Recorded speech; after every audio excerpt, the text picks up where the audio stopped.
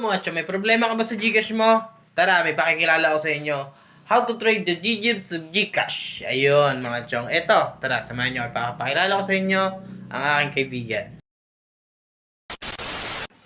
Yo, mga chong, magandang araw sa inyo. Meron akong gusto ipakilala sa inyo na isang legit na trader po dito sa atin sa Chao na si Warren Orange Acerpa po. Yan po, isa po kong kaibigan yan dito sa Chao.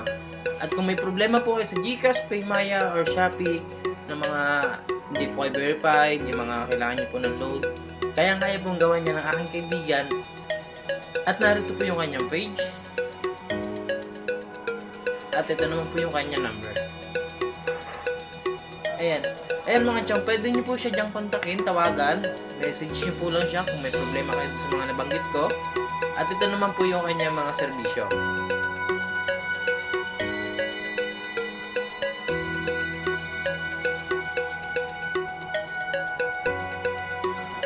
At yun mga chong, isa pong sinisigurado ko sa inyo, ito po yung legit.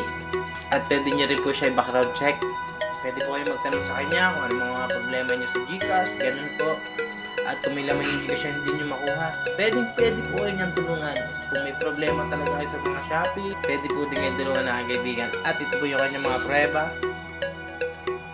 Yan. At yan po mga chong, legit po siya. Taga-ayusan po dito sa atin sa Chao. At kung may problema man po kayo, kontakin nyo na po dyan sa Facebook page niya at number. Sigurado po matutulungan po kayo niya ng aking kaibigan niya.